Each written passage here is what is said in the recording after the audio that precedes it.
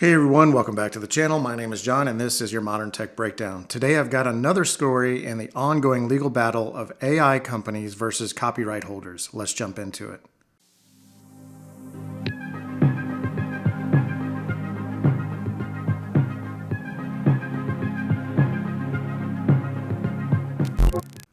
So I have a story from the Wall Street Journal reporting on a case that Anthropic was defending against claims from record companies. Remember them, everyone's favorite litigation machine from the early 2000s? Well, it seems that these giant corporations got a little bit upset that Anthropic used the lyrics from copywritten songs to train its models.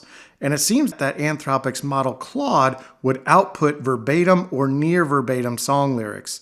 The record companies were seeking an injunction to prohibit Anthropic from using lyrics to train its models. Well, the court just dismissed the motion for the injunction, finding that the record companies failed to show how the label's business was damaged by Claude's training, which I think is very interesting.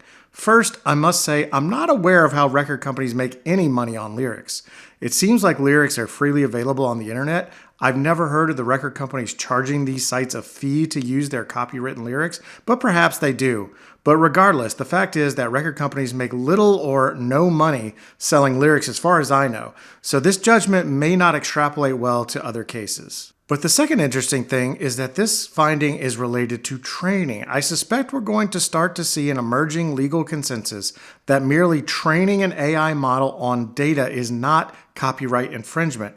However, providing verbatim responses at time of inference certainly seems like it might be a copyright problem.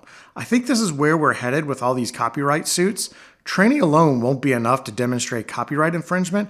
I think plaintiffs will need to demonstrate that these models actually output copywritten text. And I think this is what Anthropic is pushing for. There's an interesting quote here from the Anthropic spokesperson. She says, quote, "As the case continues, we look forward to explaining why use of copyrighted material for training large language models aligns with fair use principles under copyright law," unquote. This clearly seems to indicate that Anthropic takes the same point of view that I do, that training alone probably isn't infringement.